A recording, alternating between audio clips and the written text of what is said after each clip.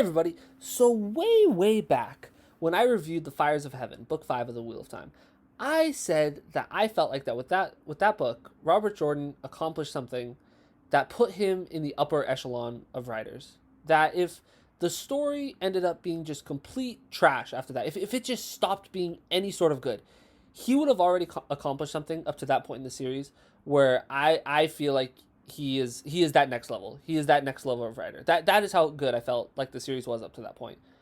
Now that I have finished all 14 books, 15 if you count the prequel, I can say one, it did not become complete trash. It was incredible. And A Memory of Light is arguably my favorite book in the entire series. That is how much I enjoyed this. And I am so excited because it was either Fires of Heaven, Lord of Chaos, those were my two faves, but then Memory of Light just swooped right in there. And I mean, how often is the final book in the series your favorite? But before I get too off track, this is my review for A Memory of Light by Robert Jordan and Brandon Sanderson. This is going to be a spoiler-filled review, so if you haven't read the books, go pick them up. They're great. You're going to love them. But let's just jump right in. And so let me just say, just right off the bat, I am kind of glad that I knew there was going to be that the last battle chapter was really long. Like, I forget where I saw it. Someone said, like, that they read the last battle chapter in A Memory of Light in one sitting, and that was like an accomplishment. And I'm like, what is that, like, really long? And so, like, when I picked up this book, when it was time for me to read it, I looked and it was like over 200 pages. I'm like, whoo, because usually the way I read is like I'll like make a mental note to myself, like, okay, I'm gonna finish this chapter. And that super seems like, oh, I'm like the last battle, like that'll be a chapter that I finish off on. But like knowing that it was gonna be that long, like I'm just really glad that I knew, because it's such a good chapter, and I would hate to have been like 100 pages in and like not focusing on what's happening, being like, when does this chapter end? So it was really, I was really glad that I saw that. But I also thought that the last battle was going to be the last chapter. And so when I saw that there were chapters after that, I was like, oh, this is interesting. But let's talk about the story. So first off, I thought that the reveal of Mazrim Taim becoming a Forsaken, I thought that was really cool. I like the idea, because like I know there are people like Taim and Dread. People think that was very set up. I could see that. I could definitely see that. I could see that being cool. But I do also think it's cool, the idea that we got to see a Forsaken be created in this age. It's like one of those things where like I feel like stories do this often, where like they'll have like a where like the bad guy like recruits. I can't think of a single other example, but trust me, I feel like this is a trope where there's like this, the bad guys are like recruiting these like super powerful people, but like it only happened in the past, like these historical figures, these like religious figures. Okay, that's what I'm going to go with. I'm going to go with the religious example. It's like, if you look at like the Bible and everything, there was like Moses, Abraham, all these people, these figures, and it's like, well, where are these figures today? Like, what's our like today? Abraham, Moses. Like, why is that? Like, why aren't these figures existing today? And so I'm gonna say that with the Forsaken, it's like, oh, the Forsaken were created, but why don't we have Forsaken today? I mean, I guess you could say because the Dark One is locked up, but I liked it. I like the idea that we saw one come to fruition. I think that that's cool. So, like that. That's out of the way. Let me just Tam is so wise, and I feel like every time I talk about Tam, that's all I say is that Tam is really wise. But that's because he is, and I feel like we got maybe the most wisdom from Tam in this one. I don't know. Gathering Storm was pretty good. But that scene where he is teaching Rand how to fight with a sword, like one hand, and like Rand is like really struggling. And he's like, I can't, it's crazy that he's like, expecting me to do this. Like, I can't do it. And he's like, I've never done this before. And then he like thinks like, well, he's doing it. Like, his dad, because his dad wrapped up his hand. He's like, he's doing it with one hand. He's never trained like this either. But I don't know. I'm just so impressed. I'm so impressed when like writers are able to like actually like, instead of someone like just saying like, oh, this person is wise, when they are actually able to show me that they are wise. I really like that. And Tam has 100% accomplished that. So that was awesome. I was very surprised how strong the emotions that Tuon elicited from me in the story was. I did not see that coming. I should have, like with the slave owning princess, queen, whatever you want to call her. I should have expected to have some pretty upset feelings at her, but like she was just really grinding my gears, this story. But there were two moments where she got put in her place, and the first one is, this is a segment, and I'm gonna read it. I don't normally like when like people that review books when they read the segment.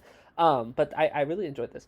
And so this was when Rand and Tuon were like discussing whether or not like Tuon was saying like this is her claim. You know, she's the heir of Archer Hawkwing. This is hers.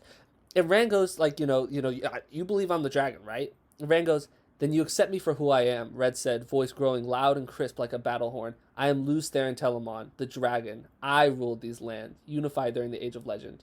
I was the leader of all the armies of the light. I wore the ring of Tamerlane. I stood first among the servants, highest of the Aes Sedai, and I could summon the 9 rods of dominion. Rand stepped forward. I held the loyalty and fealty of all 17 generals of the Dawn's Gate, Fortuna Aethem Devi Prenderag. My authority supersedes your own. And then Tuon, Archer Hawkwing, my authority supersedes that of Archer Hawkwing. If you claim rule by the name of he who conquered, then you must bow before my prior claim. I conquered before Hawkwing, though I needed no sword to do so. You are here on my land, Empress, at my sufferance. Whew! I got chills reading that part. I literally got... I was so hyped for Tuon to just be like, I was like, she got sat down in that scene. Like, I just loved that. Like, because it's such a silly thing to claim that you're, like, entitled to something because, like, your descendants that you've never met did something. It's such a ridiculous thing. And so for Rand, to put her in her place like that, it's like, oh, is that your claim? Well, this is my claim. I loved that part so much. And then my other favorite part, there were so many good scenes, good interactions between Egwene and Tuon in this story. I mean, just because there's so much tension. I mean, you could cut the tension in between those two with a knife. I mean, it was really, really intense, and especially when Tuon realized that Egwene had used to be she had worn the collar before, and she's like, oh, that's you're not that's not a good thing where Tuon comes from. But like Egwene let her know like, oh, the only reason you guys can hold the collars is because you can channel, and like Tuon's like, I can't channel, and like Egwene was like, I'll slap a collar on you and see how truthful you are. I'm like, oh, tell her, Egwene, tell her. I was so excited when that happened, and it just, I mean, Egwene, I think that a lot of people don't like Egwene. I really like Egwene. I liked her character arc. I like what she became. And oh my gosh, I was not expecting that sacrifice at the end. That was like to reverse Balefire, because Tyene just decided to just start going crazy, and just going bananas. Egwene to reverse that and for the sacrifice of all the people. If I was guessing who would die, Egwene is so not someone I would have thought that. The two people I probably, if I had to guess who wouldn't have died, I would have probably said Egwene and Perrin. No, probably not Perrin. No, okay, it definitely Egwene. I would have thought Egwene wasn't gonna die, but she did, and like, it was so satisfying. It was so, because there weren't a crazy number of deaths, a lot of fake outs, lot of fake outs. Wasn't crazy about that. I mean, Brigitte, Elaine, those are kind of fake outs. Matt got faked out. Lan got. I'll talk about Lan later. But there are a couple fake outs. But Siobhan's death, that was impactful. I feel I haven't really talked about Siobhan much in these reviews. What a good Fall from Grace story. Her and Morghese, I mean, those were very interesting character arcs. Just thought I'd give Siobhan and Morghese a little love right there. But I really, really liked where it went with Egwene. I thought that she's easily probably top 5 characters. I haven't sat down and thought about it because I wanted to wait until after I finished the series, really had time to debrief. But I would probably top 5 character. And I know I haven't talked about Rand at all yet, but I'll get to Rand.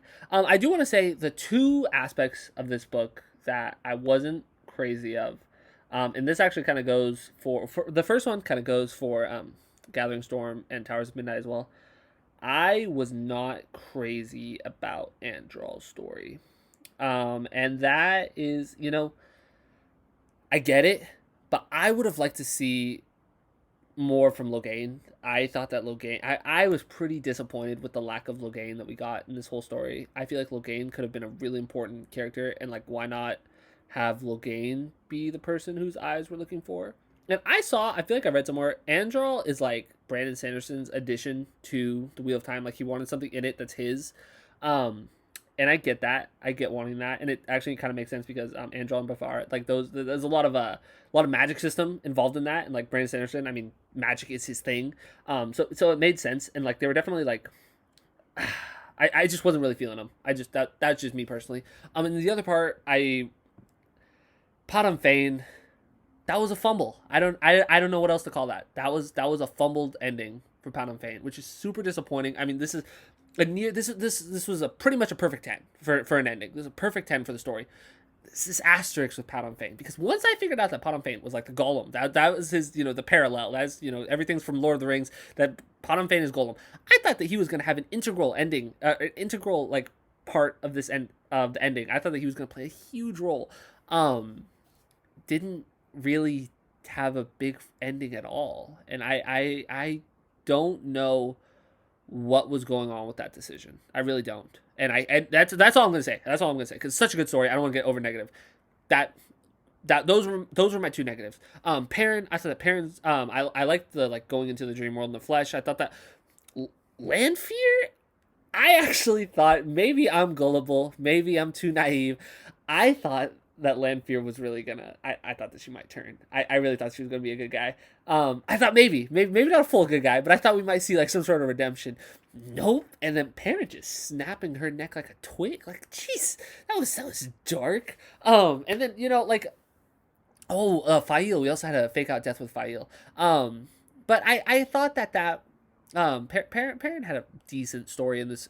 I thought Oliver blowing the horn, I really liked that. I thoroughly enjoyed that. I had to look up as soon as I was done with the story. Well, probably not. I looked up a ton of things after I was done, because I was so excited to finally be able to roam the internet without having to worry about spoilers. I even I'd heard that like you can't type in character names in Google like without seeing spoilers, and so I was like typing in names to see if I could get the spoilers to pop up. I was just so excited to not have to worry about spoilers anymore.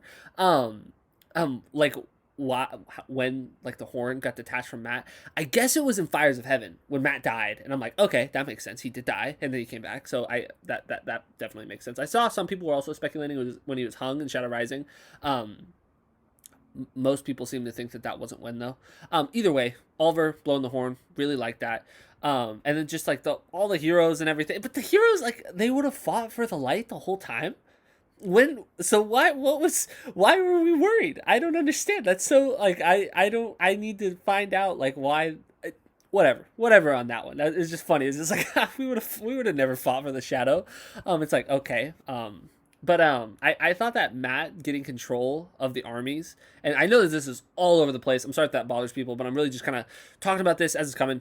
I thought that Matt getting control of the armies, love that. Perfect spot for Matt. I mean, I love that Demandred like thought that it must be Rand or something, like, because like Matt was so good at leading the battles. And when they thought that like Bashir and Bryn, when they thought that they were dark friends, I'm like, no freaking way, because we've heard that like a lot of people have been dark friends this whole story. We've like a lot of people have been turned out to be dark friends.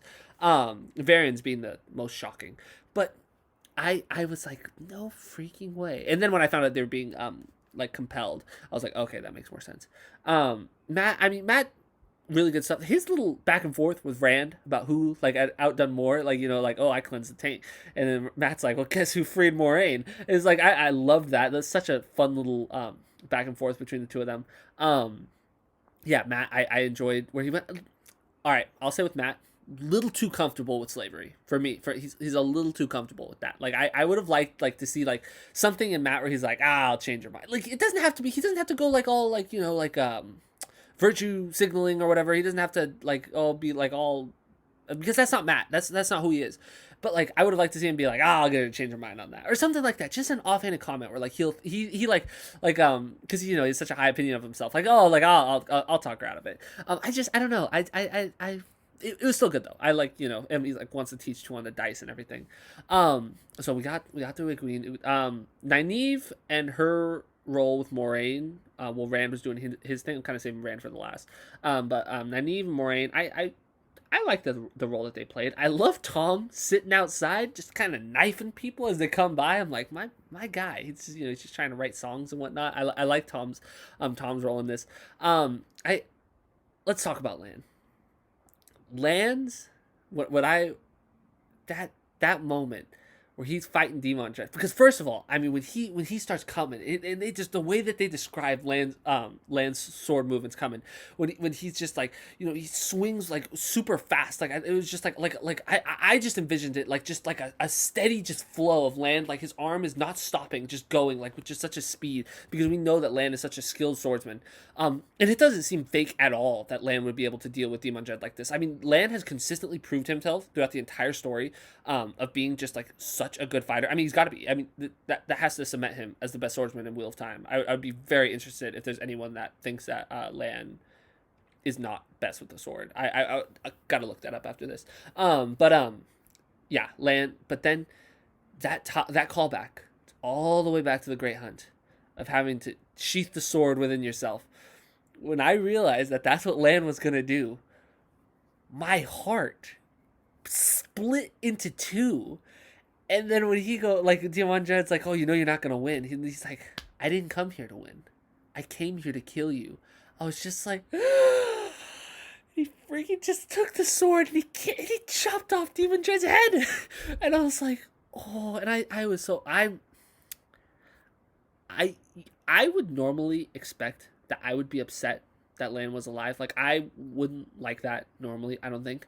But I was just so excited. I was so in the moment that I was like, and when like Land has like his head, he's like holding it up. I'm like, oh, I thought that was so. I was so excited that he was alive, which is like crazy. Like looking back, maybe I could probably say that Land, it would have been better if he had died. That would have been more emotional.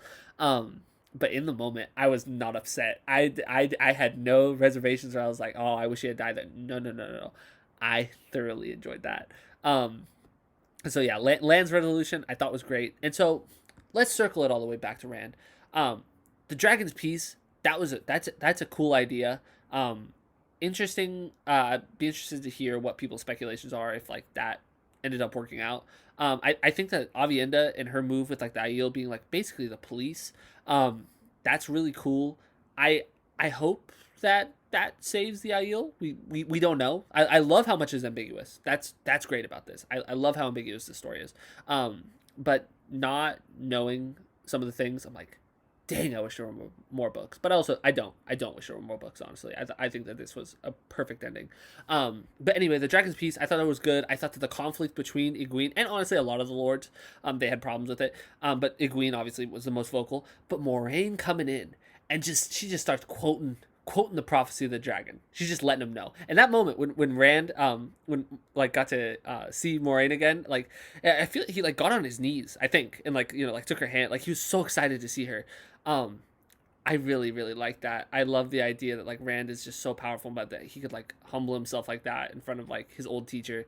I thought that was really really special, and I love just that reunion might be my favorite. It's either Rand and Tam.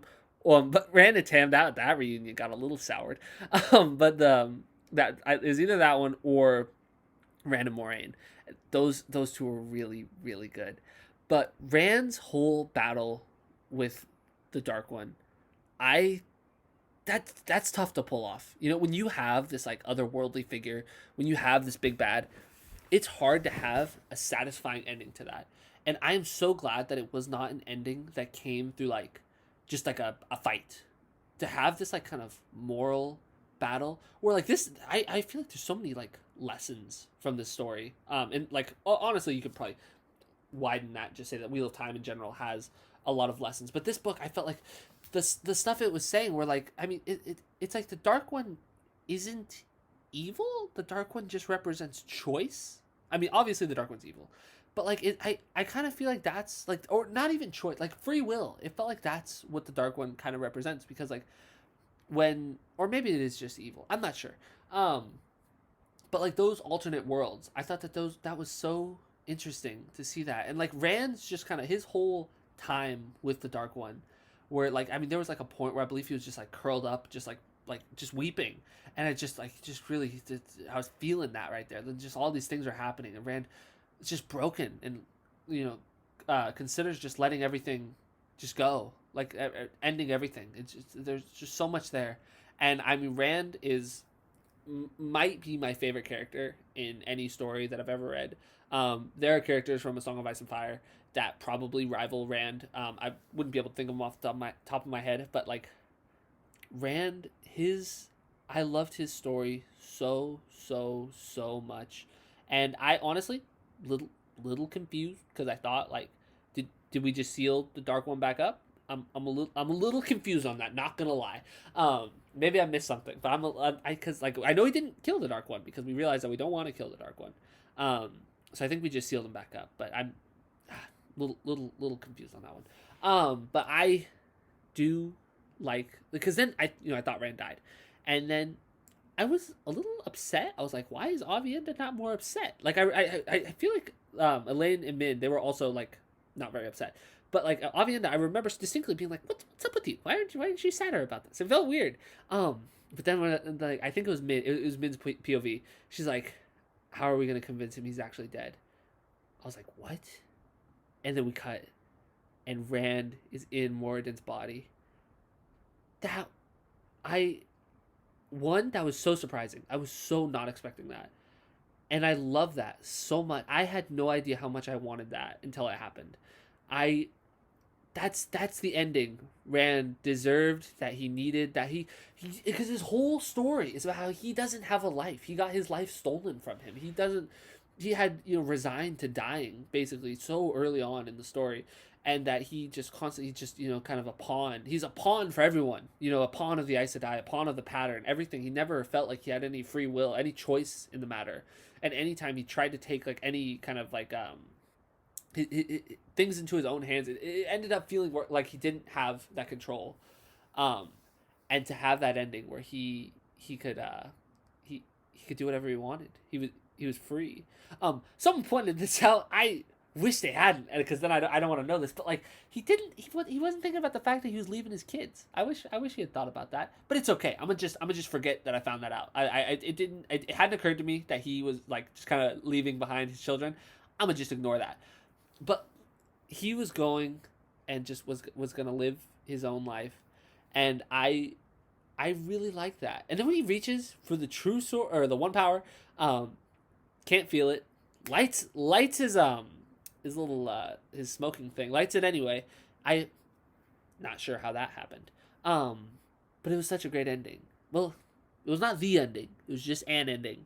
But I loved it, and that's this review has gone much longer than any of my other reviews, so I'm gonna cut it off here. I loved this book so much. It was incredible. The only thing I can say, I can't wait to read it again.